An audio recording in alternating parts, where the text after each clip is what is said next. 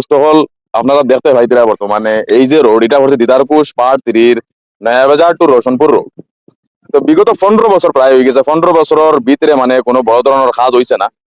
আর মাঝে একটা কাজ আইসলো, কি জানি কত টাকার কাম বা কত মিটারের কাজ আইসলো আমার সঠিক জানা নাই। তবে কিছু কাজ দেখা গেছে নয়াবাজারের কাজ হয়েছে, ব্লক লাগছে প্রায় 35 মিটারের মতো। কিন্তু 35 মিটার ব্লক লাগলে এই রাস্তাটা লম্বা প্রায় 1 কিলোমিটার। 1 কিলোমিটারের মাঝে যদি 35 মিটার ব্লক লাগে তে বাকি রাস্তা চলাফেরা কিরকম হইব আপনারা নিশ্চয় ভালো বুঝতে পারতারা।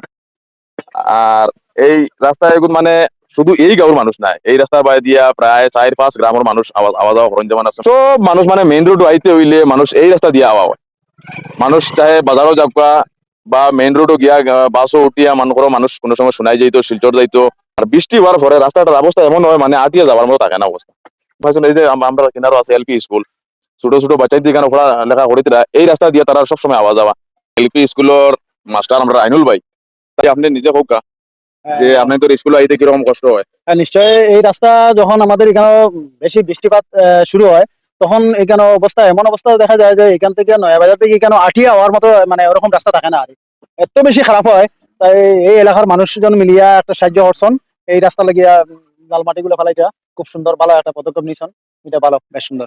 আপনি তো এলাও কোনো সময় হয়নি যে ছোট বাচ্চা মনে করো বাড়ি থেকে স্কুল আওয়ার টাইমে রাস্তা আসা লাগাইয়া পড়ে গেছেন বা কাপড় চোপড় গান্ধা হয়ে গেছে, আবার ঘুরিয়া বাড়িতে গেছেন গিয়া বারিশার সময় প্রায় ছাত্র দেখা যায় কম হইনি এলাও হয়নি। হ্যাঁ নিশ্চয় নিশ্চয় নিশ্চয়। যখন বৃষ্টি বেশিরভাগ হইয়া রাস্তাটা পুরা কাদা হয়ে যায় তখন দেখা যায় ছাত্রগুলো আসার সময় মানে স্লিপ খাইয়া পড়িয়া মানে কাপড় চোপড় পরিয়া ব্যাগ লইয়া আবার রিটার্ন ঘরে যাইতে হয়। তাই তখন দেখা যায় স্কুলের এনরোলমেন্ট গুলো তখন এই বৃষ্টি হইলে এনরোলমেন্ট গুলো কমে যায়। ছোট বাচ্চা যে আসা লাগাইয়া পড়ে যায়, ফিসলা ফাঁক হয়ে যায় মানে বৃষ্টি দেওয়ার পরে, যার কারণে কিছু মানুষ দেখিয়া কিছু চান্দা কালেকশন করিয়া মানে কিছু মাটি ওগুর মাঝে ফালানি ওর আমরা পয়সা দিতে বা কিরকম কালেকশন করিয়া কিরা করে আমরা কয়েকজনের কাছে খুঁজেছি মাটি আর কি, মানে আমরা এশ গাড়ি দিয়ে সাহায্য করো। হইতে আমরা এলপি স্কুলের মাস্টার দুইজন হেডমাস্টার তারা দুজনরে কইছি আমরা 2 গাড়ি মাটি দিও, তারাও দিছেন। আর একজন মাস্টার তাইনও 1 গাড়ি দিছেন। নয়াবাজারের একজনের দোকান দে বেড়া কইয়া মানুষ তাইনও 1 গাড়ি দিছেন। ওলা কয়েকজনে দিছেন। আমরা নিজের প্যাকেট থেকে আরো 100 গাড়ি দিয়া মানে কালেকশন করিয়া মানে আমরা চলবার বাচ্চা স্কুলে আবার মানে বুঝ করে দেওয়ার চেষ্টা করি। বর্তমানে এই রাস্তা বাই গাড়ি আপ ডাউন করতে পারে বর্তমানে পারে না, না পারে না। সামনে কালভার্ট একটা ভাঙ্গা আছে, আপনারা ভিডিওর মাধ্যমে দেখতে পারবা। বর্তমানে তো মনে করো 2-4 জনের সামান্য সাহায্য করছেন বলিয়া 1-2 গাড়ি মাটি পড়ছে, কিন্তু সারা রাস্তা তো এরকম পাবলিকে করা সম্ভব নয়, কারণ এটা সরকারি স্কিম, সরকারি ভাবে করতে হইব। কারণ বড় ধরনের পয়সা লাগবো, আর ছোটখাটো পয়সা দিয়ে এটা কোনো কিছু হইতো না। আর যে জায়গাতে রিং ভাঙ্গিয়া রাস্তার 2 পার্ট হয়ে গেছে ওই জায়গাকে দেখাইবার চেষ্টা করবো। আর রাস্তা কতটুকু নিচে নামিয়ে আইছে আপনারা দেখতে পাইতে দেখুন চাই।